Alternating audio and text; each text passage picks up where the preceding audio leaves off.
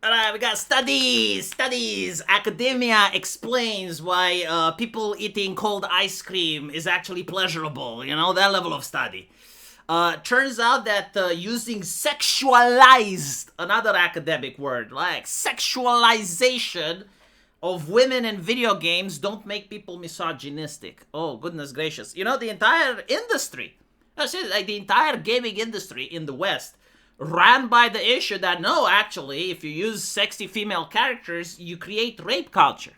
How did they get to that point, you know? And like academics, feminists were saying, no, like it creates an unrealistic expectation for men. You know, like a man plays a video game and there's like women banging at his door. It's like, Chad, date me, please, Chad. Chad, I am so horny, please date me. And Chad would be like, go away, woman, I'm playing Nier Automata and you look nothing like her. Because, yeah, like, obviously, men know that what they want into a woman is to look at her and do nothing else. Now, here's the thing. As retarded as this is, and it was retarded, like, let's be honest, you know, all of us on the internet, when we watched people making those arguments, people were wondering, like, how are these people breathing? Like, they don't have a headset to tell them, breathe in, breathe out. It's a miracle that they're alive. But, like, the reason it's happening is because America, and I'm sorry to say this, I love America, but there are, like, some kinks with it, you know? And one of them is that every 20 years or so, they go over the moral panic when it comes to fiction. It's like fucking clockwork, you know? The oldest one, and you can actually look this up on Wikipedia, or you know, look it up on Grok. Okay, I'm going to stop using it. Look it up on Grokpedia. The first moral panic in America was that people that read too many books go insane. I think like this was before even the television, right? Like reading too many books was problematic. That was like the first moral panic. And so you end up with these bizarre moral panics, like kids playing Dungeons and Dragons become warlocks. And all of them, like, were reasonable at the time. People believed in them. Like, the idea was, like, yeah, okay, we're Christians, so we believe that the devil exists, and devil worshipping is real, and cults do happen. And so while Dungeons and Dragons doesn't actually make kids warlocks, it normalizes the concept of warlocks. I'm not kidding. That was literally the argument back then. And they would say that if a kid plays summoning demons and shit, when he gets approached by an actual cultist, right? Like he has a friend that's a hippie or some shit, and he approaches him, he's vulnerable because he doesn't think there's anything bad to it, but like the Christian knows better. And so like this is why they were against Dungeons and Dragons, this is why they were against Harry Potter and other shit, right? Like that was one of the moral panics. Another moral panic was with the comic books. After World War II, America witnessed a huge rise in delinquent crime. The reason for it is that a lot of fathers died in World War II. So, like, you had a lot of fatherlessness. Sounds familiar? And so, like, the mothers were shocked because all of these kids, they would end up committing crime. And so they needed a scapegoat, and they blamed the comic books. And that's when the comic code of authority kicks in. And so what you end up happening is, like, everything that has to do with slice of life, romance comics, horror comics, any other genre than like infantilizing superhero cape shit, all of those just died. They just stopped existing on the market. And then you had like video games cause violence.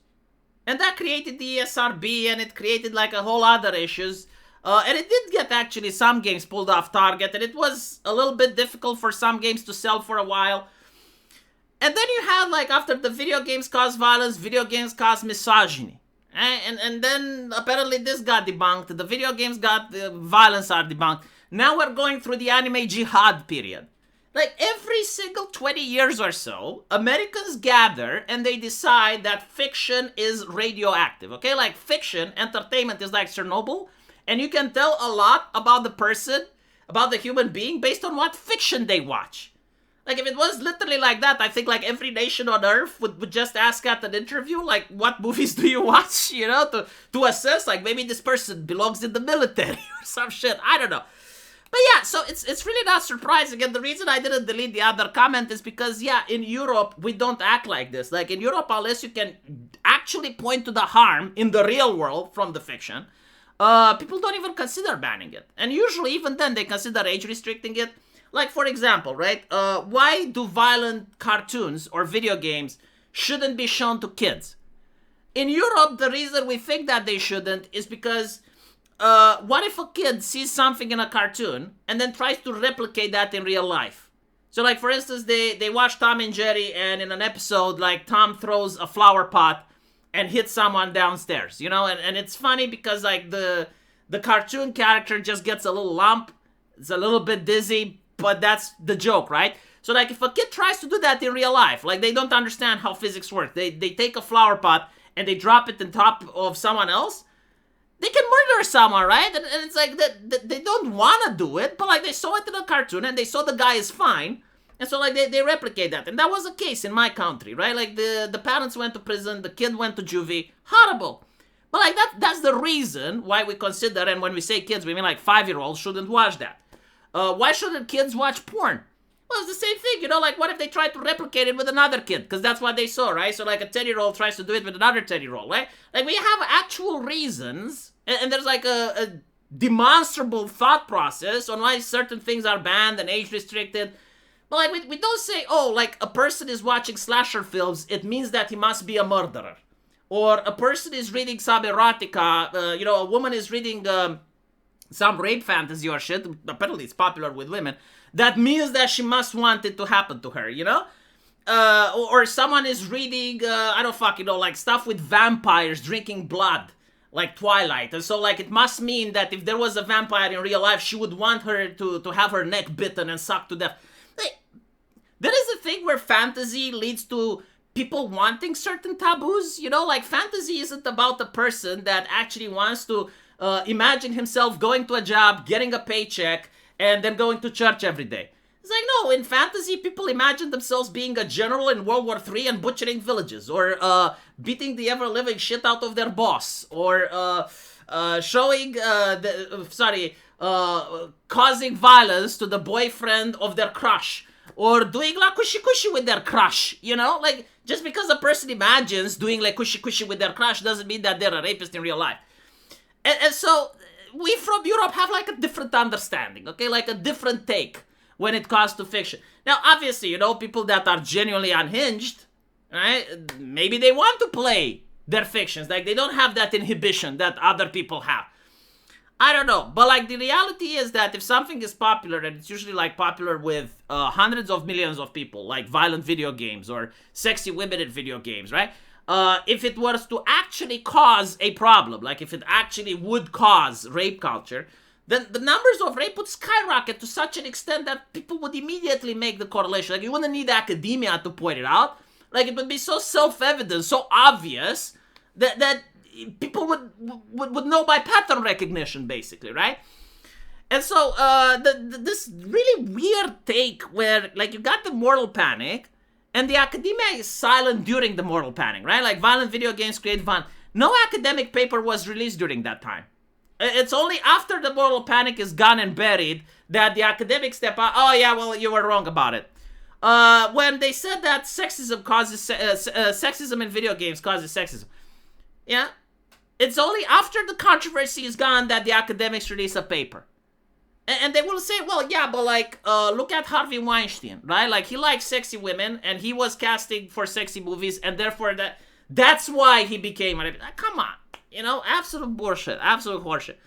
But yeah, it is what it is. Like, unfortunately, the rest of the world has to catch up with America and start expecting this, right? Like, now is the anime jihad. 20 years from now is going to be something else, but it's always tied to petty shit. It's always tied to entertainment. Like, if people will like VR, and they will be obsessed with VR 20 years from now, there's going to be a moral panic about the use of VR. If people like chatbots, and actually this is probably the next moral panic, right?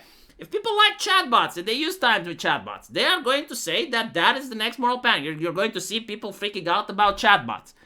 Right now, what else do they freak out? Oh, yeah, pornography causes a reduce in birth rates. How? Why? Well, I guess that's what men want, right? To just stare at women and do nothing else, right? Just stare at it.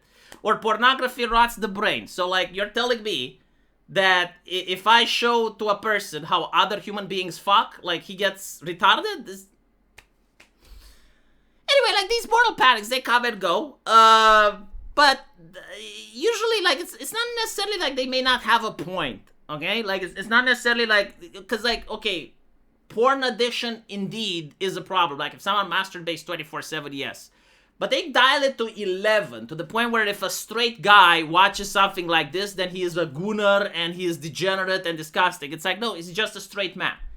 Okay, like this is normal. Like, if a straight man sees something like this, and it's not that they're not interested, but they say it's disgusting, disturbing, or degenerate, they're not straight.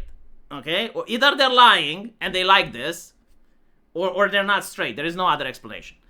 Like, men with even a little bit of testosterone have like this inherent level of simping in them, right? Like, it's normal. But anyway, right, let me know what you guys think, and as usual, I will see you in the comment section. Take care.